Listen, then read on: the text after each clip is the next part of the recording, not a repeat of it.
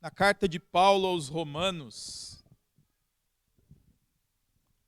Carta de Paulo aos Romanos, capítulo 4, nós leremos do 13 ao 25. Carta de Paulo aos Romanos, capítulo 4, do 13 ao 25. Antes de fazermos essa leitura, eu quero deixar assim exposto, claro, para vocês que a gente, durante todo esse culto, do início até agora, nós já vimos aqui algumas pregações sobre fé, né? A começar pelo Salmo 33 que lemos no início, que fala que o Senhor é soberano, a nós nos cabe louvarmos o seu santo nome, porque Ele ordena todas as coisas pelo poder da sua palavra, Ele destrói os planos de pessoas que não estão alinhadas com a vontade dEle, e tudo que Ele planeja não é que dá certo, é certo, porque Ele é o governante, Ele é o soberano Senhor de todas as coisas. Então vemos fé aí, isso nos enche de fé e de alegria. Quando partimos ali para o texto de Gênesis, nós vimos um exemplo maravilhoso de fé.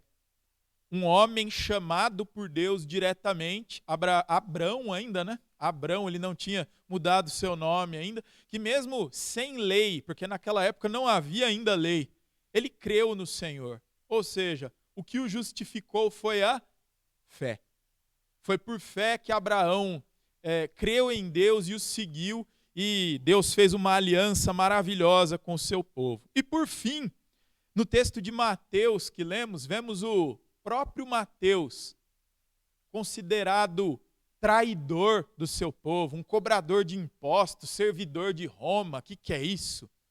Mas ele ouviu duas palavrinhas do Senhor e seguiu o Senhor, abandonando todo o seu conforto, tudo que tinha para trás. Então, quantas lições de fé nós aprendemos nessas leituras, quem Deus é, que Deus é quem chama e, por fim, que Ele chama quem Ele quer, independente das aparências, independente de ser um pecador, um traidor ou quaisquer outras aparências que nós julguemos nos outros. É Ele quem escolhe. Tudo isto tem fé. Mas, afinal de contas, o que é fé? A gente terminou no domingo passado uma série de sermões falando sobre fé em ação. E a gente viu muito bem sobre isso lá na carta de Tiago, exemplos práticos. Mas agora, conceituando fé, essa palavrinha pequena, o que é fé? Fé é um sentimento intenso, é um esforço espiritual. A gente tem fé porque a gente merece ou é Deus que coloca no nosso coração? É isso que Paulo explica aqui no texto de Romanos que a gente vai ler de maneira cirúrgica. Paulo explica isso muito bem. Então vamos ler Romanos 4 a partir do 13. Passo a ler. Deus prometeu a Abraão e aos seus descendentes que o mundo ia pertencer a eles. Essa promessa foi feita não porque Abraão tinha obedecido à lei, mas porque ele havia crido em Deus e havia sido aceito por ele. Pois, se aqueles que obedecem à lei vão receber o que Deus prometeu, então a fé é inútil e a promessa de Deus não tem valor. Pois a lei traz o castigo de Deus, mas onde não existe lei, também não existe desobediência à lei. Portanto, a promessa de Deus depende da fé, a fim de que a promessa seja garantida como presente de Deus a todos os descendentes de Abraão. Ela não é somente para os que obedecem à lei, mas também para os que creem em Deus, como Abraão creu, pois ele é o pai espiritual de todos nós. Como dizem as Escrituras Sagradas, eu fiz de você o pai de muitas nações. Assim, a promessa depende de Deus em quem Abraão creu, o Deus que ressuscita os mortos e faz com que exista o que nunca existia. Abraão teve fé e esperança mesmo quando não havia motivo para ter esperança, e por isso ele se tornou o pai de muitas nações. Como dizem também as Escrituras, os seus descendentes serão muitos. Abraão tinha quase 100 anos, mas mesmo quando ele pensou a respeito do seu corpo, que já estava como morto, ou quando lembrou que Sara não podia ter filhos, a sua fé não enfraqueceu. Abraão não perdeu a fé, nem duvidou da promessa de Deus. A sua fé o encheu de poder e ele louvou a Deus, porque tinha toda a certeza de que Deus podia fazer o que havia prometido. Por isso, Abraão, por meio da fé, foi aceito por Deus. As palavras foi aceito não falam somente dele, falam também de nós, que seremos aceitos. Nós, os que cremos em Deus, o qual ressuscitou Jesus, o nosso Senhor. Jesus foi entregue para morrer por causa dos nossos pecados e foi ressuscitado, a fim de que nós fôssemos aceitos por Deus. Oremos. Pai de amor, que o Senhor possa falar em nossos corações, que o Senhor possa se revelar a nós através desta palavra e que nos faça entender a tua vontade, as tuas doutrinas, o teu querer, coisas que talvez não estejam tão claras a nós, mas que o teu Espírito Santo possa nos aclarar, nos fazer discernir, aprender mais de ti, para que, além de aprendermos a nossa real condição, aprendamos também quem tu és, o tamanho da tua misericórdia, o tamanho da tua graça. Em nome de Jesus. Amém. Irmãos, lembrando que esse texto aqui foi escrito por Paulo para a igreja de Roma, uma igreja que tinha tanto gentios como judeus convertidos ao cristianismo. Mas tinha bastante gentio ali. E a questão da fé era difícil para os dois, tanto para o gentio como para o judeu. Porque para ambos esses povos, para ambas esses tipos de pessoas, essa fé gratuita, essa crença que nos move em direção ao Deus que nos chama, era algo praticamente impossível, eles não conseguiam entender isso. O romano, por ser politeísta, por acreditar em muitas entidades e um culto ritualista que exigia sacrifícios ou bons comportamentos, para ele o conceito de fé era complicado. E nesse mesmo conceito, até mesmo o judeu, nesse mesmo contexto, até mesmo o judeu que era convertido, ele tinha ainda aquela dificuldade do judaísmo, porque havia um ritual, havia um sacrifício, havia a lei, e na cabeça dele essas duas palavras, essas duas letrinhas, fé, não entravam. Não, era difícil de se compreender. Então Paulo, nesse texto, aliás, durante todo o início da carta, até chegar aqui ao capítulo 4, ele explica o que é fé. Ele vai construindo uma mentalidade a fim de que todos entendessem o que é fé. Nos primeiros capítulos ele explica a condição humana, a massa pecadora, perdida, condenada, e é por causa de Jesus que estas pessoas poderiam ter esperança, porque Jesus cumpriu a vontade de Deus que nós não cumprimos. E aí ele começa aqui, a partir do final do capítulo 13, no início do 4, desenvolvendo aí até mais ou menos o capítulo 9, falando sobre a fé. O que é a fé? Por que somos aceitos por fé? A gente não tem que fazer nada, a gente não tem que se comportar, a gente não tem que cumprir a lei. Então Paulo queria tirar essas dúvidas dos romanos, quer judeus, quer gentios, pois ambos, apenas relembrando, tinham dificuldade com isso. A fé parecia pouco demais para eles conseguirem o favor de Deus. Na cabeça deles precisava de algo mais, eles precisavam dar um empurrão, eles precisavam ter alguma atitude para agradar a Deus. E Paulo explica que, na verdade, antes mesmo de lei existir, o primeiro homem da promessa, da aliança, ali que foi a aliança de um povo, que foi Abraão, ele foi aceito por sua fé. Então, irmãos, para explicarmos melhor esse texto e sobre essa fé que Paulo está discorrendo, usando alguns exemplos, eu quero tratar 3 pontos com vocês. E o primeiro deles é que a promessa não vem pela lei, mas pela fé. Como a gente acabou de ver, A fé é anterior à lei. Quando Abraão foi chamado por Deus, não havia lei. A lei foi dada a Moisés posteriormente. Então, o que motivou Abraão, o que o levou à direção que Deus queria, o que deu esse chamado à obediência foi a fé. Abraão creu no chamado de Deus, apenas creu. E essa fé foi se desenvolvendo em seu coração, fazendo com que ele mudasse, fazendo com que ele, passo a passo, recebesse a Deus em seu coração, até cumprir plenamente aquilo que fosse da vontade de Deus. Esse primeiro ponto eu quero me pautar dos versos 13 ao 16. Os versos 13 ao 16, eles dizem mais ou menos assim, que não foi pela lei que Abraão foi aceito, nem os seus descendentes receberam essa promessa. Não foi pela lei, mas pela justiça que vem da fé. Só há um justo há apenas, que é Deus.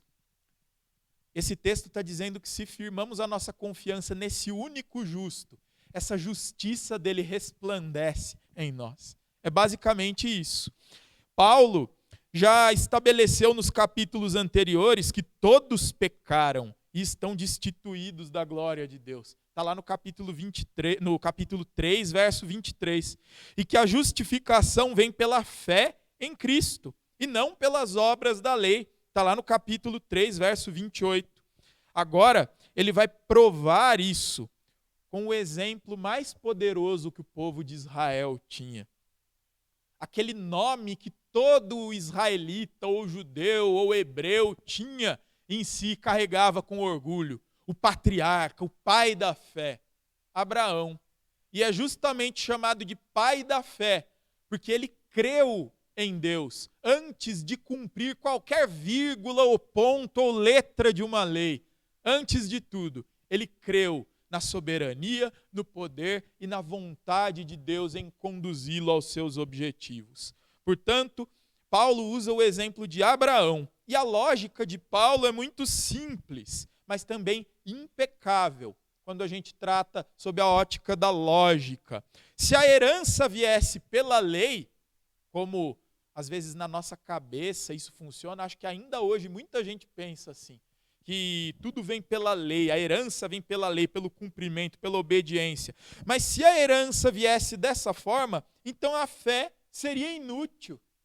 Para que iria servir a fé? Para que eu precisaria entender o ser de Deus, os atributos de Deus, quem Ele é, se Ele é bom, justo, santo, perfeito, imutável, eterno? Para que saber de tudo isso, se é só obedecer a lei, uma cartilha, um manual? Não faz sentido. Isto precisa habitar no meu coração. Se fosse assim, a promessa seria vazia. Está lá no verso 14 que a gente leu. E por quê? Porque a lei, por si mesma, ela só produz ira. Porque, afinal de contas, o que é a lei? Vamos nos ater aqui, somos gentios, não somos judeus, vamos nos ater aos 10 mandamentos. O que os 10 mandamentos revelam? Eles revelam o nosso caráter? Nós somos daquele jeito? Não. Os 10 mandamentos revelam o caráter de Deus, a santidade de Deus, a justiça de Deus, a bondade de Deus. Tudo que Deus é superlativamente. É isso que a lei fala. Quando nós, pecadores, lemos a lei, nos deparamos ali inevitavelmente, com uma acusação. Você é pecador. A lei fala de um Deus bom, santo e justo. A lei também é boa, santa e justa. Nós não precisamos descartar a lei. Ela é boa, santa e justa, mas ela não tem poder para nos salvar. Ela não tem poder para nos salvar. O único que o tem é Jesus, porque Jesus cumpriu a lei. E nós não temos condições de cumprir a lei por conta do nosso pecado, por conta da nossa depravação devido ao pecado original. Então, se só a lei valesse, a fé não teria sentido algum. E a Bíblia é muito clara ao dizer que o justo viverá por meio da fé. Então precisamos entender melhor essa problemática. Estamos aqui diante de uma situação tensa. Como resolver isso? E a lógica de Paulo é muito simples. Visto que a lei revela o nosso pecado, ela condena. nenhum ser humano, a não ser Jesus Cristo, consegue cumprir a lei completamente. Se a herança dependesse da obediência à lei, ninguém herdaria coisa alguma. E aí eu posso ir além, né? Se a gente peca em um dos mandamentos, a gente peca contra todos. Então a gente sempre ia estar em débito, sempre ia estar em falta, não teríamos jeito, já estaríamos perdidos. Mas a palavra nos revela algo muito lindo, que alguém totalmente, plenamente capaz, esse alguém cumpriu cada letra, cada vírgula da lei em nosso favor. E é por isso que nós somos justificados, porque esse alguém nos amou. Depois, Paulo declara algo de uma elegância teológica belíssima. Ele fala assim: por isso, a herança vem da fé para que seja por graça. Olha como Paulo é cirúrgico aqui. Ele está querendo dizer uma coisa, ó, fé e graça andam juntas. Se a salvação ela tem que ser pela fé, porque aí ela vai ser de graça. Qualquer fé ou outro tipo de conduta que me exija cumprimento de algo, já não é mais graça. Eu tive que pagar, eu tive que fazer algo, e isso não tem a ver com o caráter redentor de Jesus, nem de Deus. Fé e graça andam juntas. Da mesma forma que obras e mérito, em contraposição, também andam juntos. Fé e graça estão de um lado, obras e mérito estão de outro. Se você quer que a salvação seja por graça, e tem que ser, porque nós somos pecadores, então ela precisa ser recebida por fé. Uma não existe sem a outra. E aqui a gente se lembra do Salmo 33, que a gente leu no começo do culto, que a gente leu assim: o que o Senhor planeja dura para sempre. A promessa a Abraão não era uma tentativa de Deus para tentar despertar um desempenho humano. Eu vou fazer uma coisa aqui, tomara que Abraão acerte, tomara que Abraão me siga, tomara que ele se torne uma grande nação, um grande povo, para lá na frente eu enviar o meu filho, se der tudo certo. Deus não age assim. Deus decretou. Deus agiu soberanamente desde a eternidade. Deus falou e as coisas aconteceram. Da mesma forma que Deus disse, haja e houve no início e as coisas passaram a existir, Deus disse a Abraão, me segue, sai da tua terra, sai dos teus parentes, faça a minha vontade e eu farei com que você se torne uma grande nação. E foi o que aconteceu. Com Deus não há meias palavras, meias atitudes, trabalhos pela metade. Deus faz tudo por completo. A promessa a Abraão não era nenhuma tentativa de Deus. Era um decreto soberano, era graça. E graça irresistível. Graça irresistível. Ninguém pode resistir ao amor maravilhoso de Deus. Ninguém pode. Quando Deus lança o seu amor sobre os seus escolhidos, nós nos ajoelhamos e nós aceitamos, justamente porque não merecemos. E é justamente isso, como Paulo diz no verso 16, a promessa é garantida a toda a descendência de Abraão. Não só aos da lei, mas a todos os que têm a mesma fé de Abraão. A todos que têm fé, Deus dá a eles a oportunidade. Deus os une de novo a si mesmo por meio do sangue de Cristo. Isso é libertador. Eu enxergo isso como libertador. Muitos encaram isso como uma coisa insolúvel, algo que não se sustenta, embora se sustente muito nas Escrituras. Muitos têm dificuldade com esse ponto. Mas eu costumo dizer que esse ponto é libertador, esse chamamento irresistível de Deus, essa graça irresistível, esse amor soberano que escolhe em vez de ser escolhido. Isso para mim é libertador, sabe por quê? Porque a nossa salvação não está sobre os ombros frágeis do nosso desempenho espiritual. Jamais. Ela repousa sobre a rocha da promessa soberana de Deus. Temos um Deus soberano, um Deus maravilhoso, um Deus que agiu em nosso favor quando lá atrás nós cometemos o erro. Ele nos salvou graciosamente. Portanto, a promessa não vem pela lei, mas vem pela fé. Em segundo lugar, a gente aprende lá dos versos 17 ao 22 que a fé que Abraão teve foi imprescindível. A fé que Abraão teve foi imprescindível. Paulo agora nos mostra o conteúdo da fé de Abraão, como que funcionava essa fé dele. E o que ele descreve é desconcertante. Abraão tinha 100 anos. Era um homem já considerado velho. Na época de Abraão, as pessoas já viviam muito menos do que aquelas primeiras pessoas da criação. E Sara era estéril. Também uma senhora idosa, super idosa e estéril. Do ponto de vista biológico, a situação era absolutamente sem esperança. E, no entanto, lemos assim. A gente lê ali no verso 19 que mesmo Abraão estando ciente disso, estou aqui traduzindo em outras palavras, o texto diz assim, mesmo Abraão estando ciente do seu corpo, que ele estava quase morto e que a sua mulher, biologicamente falando, não ia ter mais nada ali, não nasceria mais ninguém dali, a sua fé não foi abalada.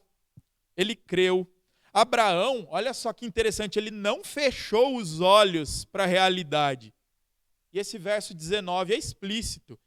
Ele não enfraqueceu na fé, mas considerou seu próprio, ele viu que o corpo dele já estava quase morto.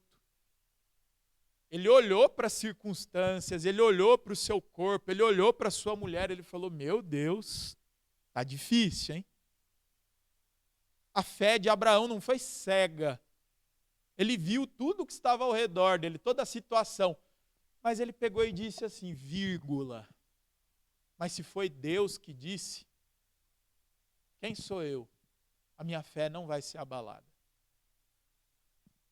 A fé bíblica não é ingênua, não é fingir que os problemas não existem. Muito pelo contrário. Não é tampouco otimismo positivo que ignora fatos. Abraão olhou para os fatos com toda clareza e então olhou para Deus. Olha só que interessante, ele olhou para os fatos, para as dificuldades e depois olhou para Deus que é maior que todos os fatos, que todos os problemas. A gente costuma dizer que contra fatos não há argumentos, mas eu posso afirmar claramente com a fé de Abraão que contra fatos há Deus. Ele tinha os fatos, mas decidiu crer em Deus, que estava acima dos fatos. E isso é o que o versículo 17 nos diz sobre quem é Deus.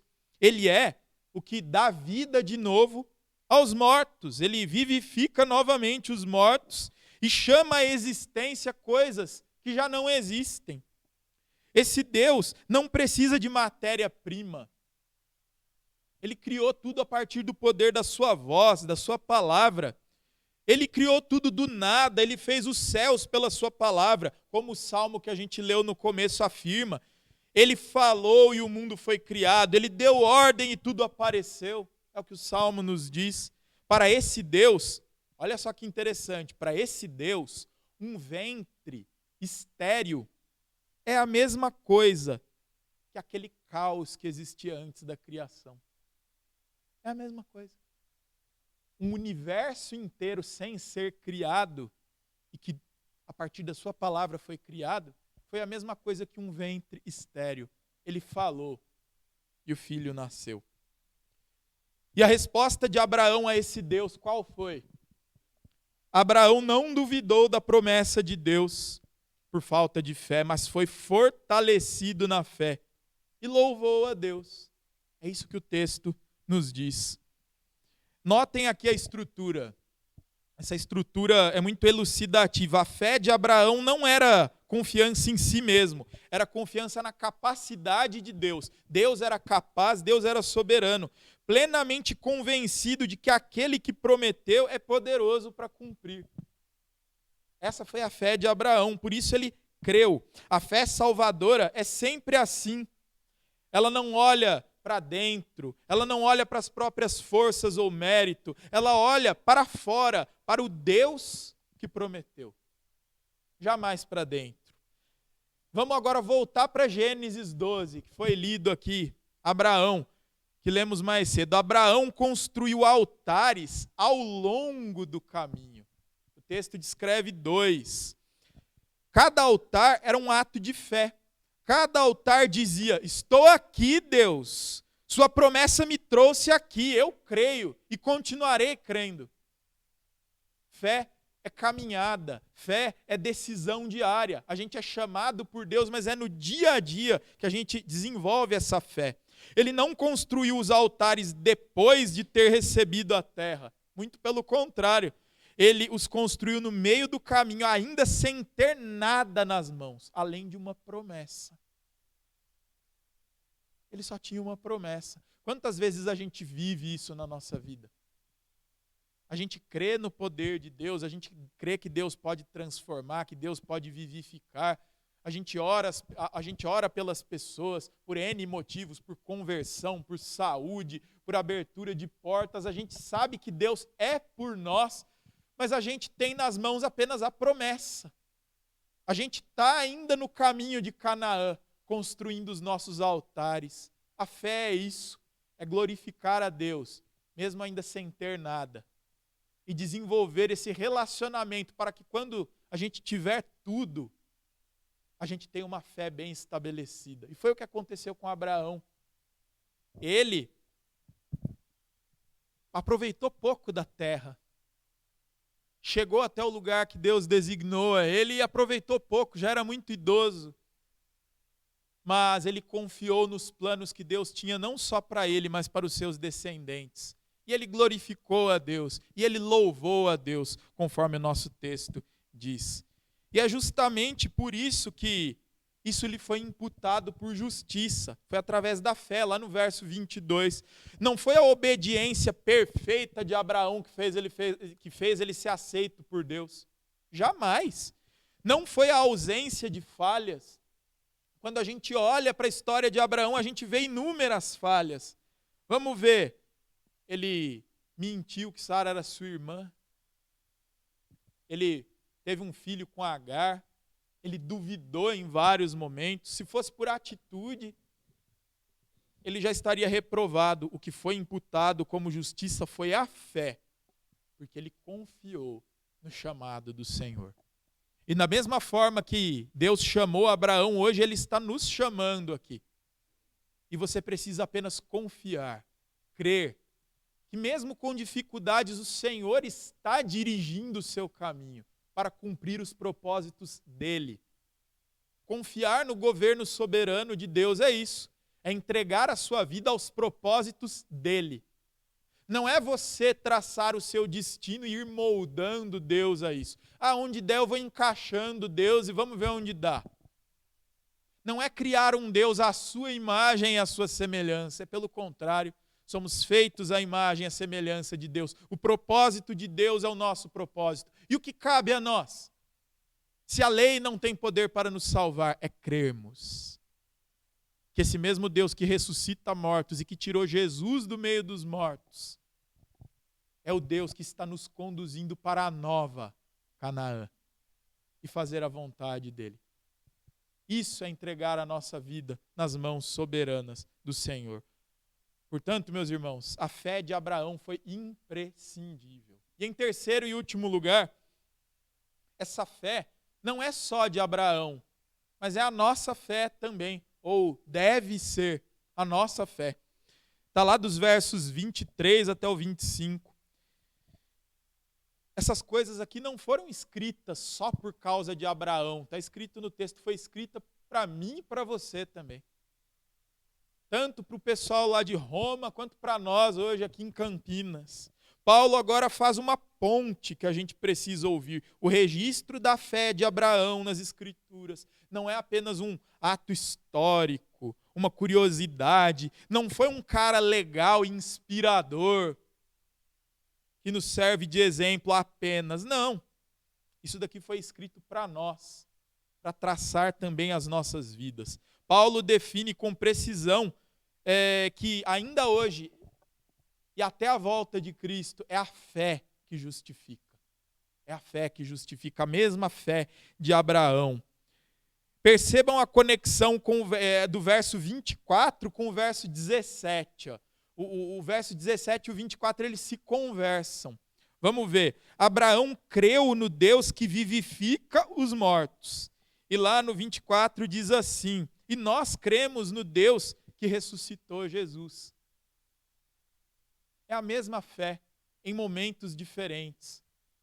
Abraão creu no Deus que ressuscita os mortos. E nós cremos no Deus que ressuscitou Jesus dentre os mortos. E há de nos ressuscitar também naquele glorioso dia. É o mesmo Deus, é o mesmo poder, o mesmo princípio, mas agora com o cumprimento pleno da promessa diante dos nossos olhos. Abraão creu naquilo que era uma promessa.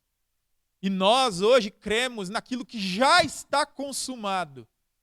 Jesus Cristo, o Filho de Deus, que há de nos ressuscitar no dia glorioso para estarmos com Deus. Isso é maravilhoso, isso é reconfortante. O verso 25 é um dos mais densos de toda a carta. Vamos ler o 25 de novo. O 25 diz assim: Jesus foi entregue para morrer por causa dos nossos pecados e foi ressuscitado a fim de que nós fôssemos aceitos por Deus. Olha só que interessante. Ele diz aqui que a morte de Cristo carregou o peso dos nossos pecados e a ressurreição de Cristo nos assegura a justificação. Uma coisa não pode ficar sem a outra: morte e ressurreição.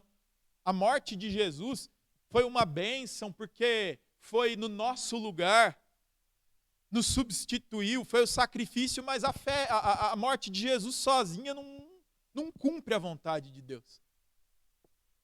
Precisa da ressurreição. Se a morte nos purificou, a ressurreição nos garantiu, nos homologou. A morte dele foi o pagamento e a ressurreição foi o recibo. Foi a carta de quitação. Vocês estão justificados, vocês estão salvos, não pelos seus próprios méritos, mas pelo que eu fiz. A ressurreição é a nossa garantia. Lá em Mateus 9, no nosso momento de confissão aqui que a gente leu, Jesus disse: eu vim para chamar os pecadores, os doentes. Lembra disso? Mateus não foi justificado por merecer essa chamada. Ele era cobrador de impostos, ele era um homem odiado, a começar porque ele precisou trair o seu povo, trabalhando, sendo um servidor ali do suzerano, do algoz, aquele que oprimia. Mas quando Jesus soberanamente viu Mateus, Levi, e disse: me segue, Mateus seguiu.